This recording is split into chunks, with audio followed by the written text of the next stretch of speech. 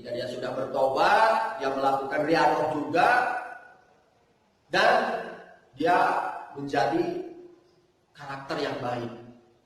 Itu yang dilakukan oleh beliau dalam pendidikan keluarga dengan zikir dan riyadhah, membentuk karakter yang baik.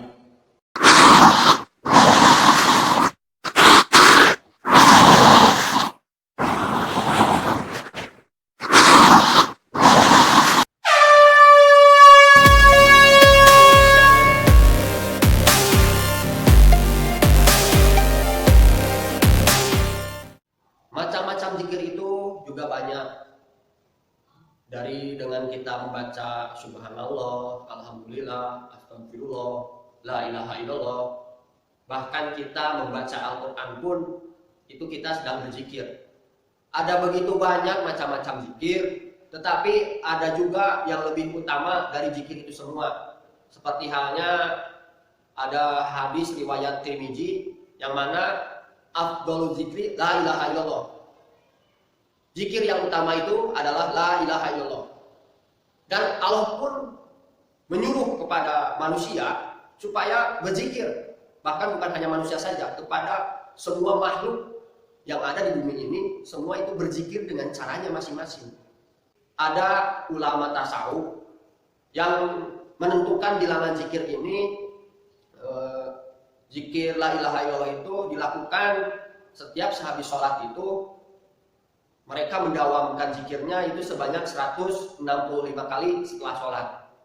Jadi ada pengamal TKM yang mana dia itu mendawamkan zikirnya itu setiap selesai sholat, melakukan zikir la ilaha illallah itu sebanyak 165 kali.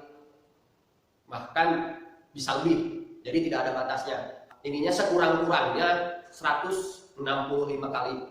Makanya supaya terhindar dari orang munafik ini, para pengamal TKN ini melakukan zikir sekurang-kurangnya 165 kali.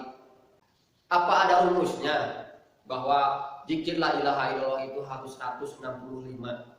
Ternyata itu ada rumusnya, ada bilangan khususnya. Balaghah mungkin masih di huruf-huruf hijaiyah. Kalau huruf-huruf hijaiyah itu yang tersusun, yang kita pelajari seperti alif, ba, ta, sa, itu huruf-huruf hijaiyah dan susunannya seperti itu. Namun untuk hal ini rumus yang untuk menghitung berbeda dengan susunan huruf hijaiyah, yang mana susunan itu hurufnya kalau saya nadongkan seperti ini: abajadun, hawajun, hatoyakun, lamanun, sa'apasun, korosun, tasagodun, dodobun. Seperti itu. Dan itu ada bilangan-bilangannya. Jadi kalau kita ilustrasikan, la ilaha illallah itu terdiri dari 12 huruf. 12 huruf, yang mana dari 12 huruf itu huruf alif terdiri dari 5, lalu huruf lamnya itu ada 5 juga, dan yang terakhir itu huruf H. Huruf H ini ada 2. Kalau kita hitung, huruf alif angkanya itu 1. Jadi 1 dikali 5 menjadi 5. Lalu huruf lam itu ada 5 juga. Angka atau poinnya itu 30. Jadi 30 dikali 5, 150. Lalu yang terakhir huruf H. Huruf H itu ada 2, yang mana poin H itu 5. Jadi 2 dikali 5, 10. Jadi kalau di total semua huruf la ilaha illallah itu menjadi jumlah 165. Maka dengan itu para pengamal TPN mendawamkan zikir la ilaha illallah itu kurang-kurangnya sebanyak 165. Yang mana 165 itu adalah simbol juga. Jadi angka 1, angka 6, angka 5 itu mengandung arti juga. Jadi yang kita kenal itu rukun agama Islam itu ada 3. Yang pertama itu rukun Islam, yang kedua rukun iman, yang ketiga rukun ihsan. Yang mana rukun Islam yang kita ketahui ada 5, lalu rukun iman ada 6, dan yang ketiga rukun ihsan itu ada 1.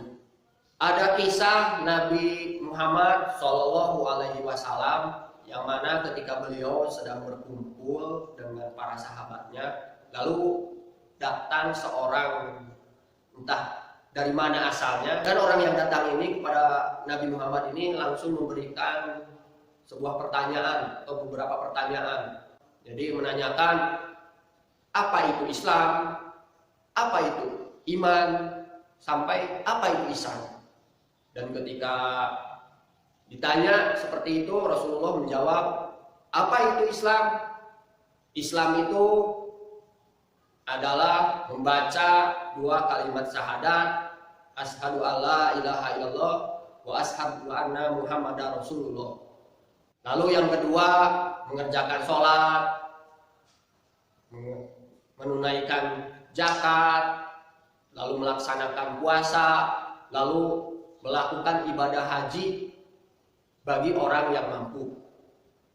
Lalu iman itu adalah percaya, artinya percaya dengan sepenuh hati, diucapkan dengan lisan, dilakukan dengan perbuatan. Iman itu ada 6. Yang pertama, iman kepada Allah. Yang kedua, iman kepada malaikat-malaikat Allah. Yang ketiga, iman kepada kitab-kitab Allah. Yang keempat, iman kepada rasul-rasul Allah.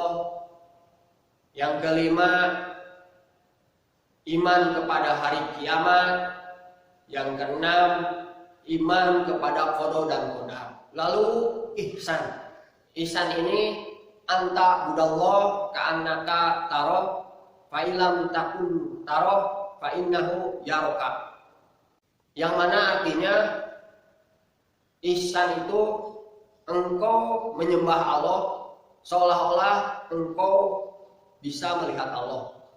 Dan kalau engkau tidak bisa melihat Allah, yakinlah bahwa Allah itu melihat engkau. Lalu orang tersebut memberikan satu pertanyaan lagi kepada Nabi Muhammad SAW. Kapan terjadinya hari kiamat? Nabi Muhammad SAW menjawab, yang bertanya lebih tahu dibanding yang ditanya. Lalu orang tersebut pergi dan menghilang, dan Nabi Muhammad SAW memperkenalkan pada sahabatnya itu bahwa yang tadi datang itu adalah malaikat Jibril yang sedang mengajarkan kepada saya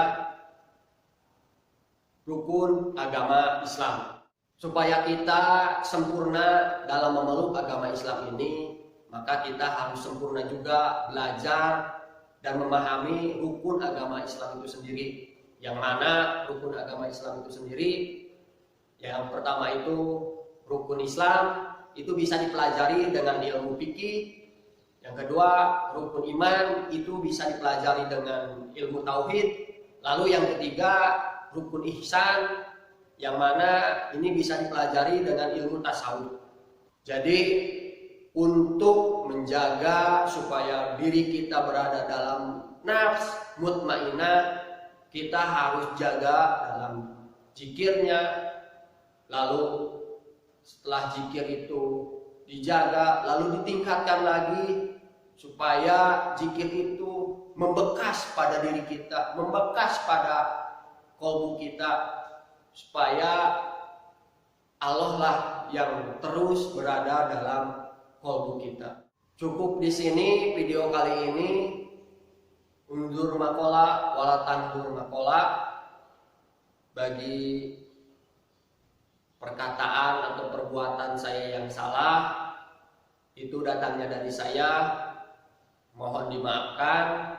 Apabila terjadi kesalahan, dengan senang hati saya terbuka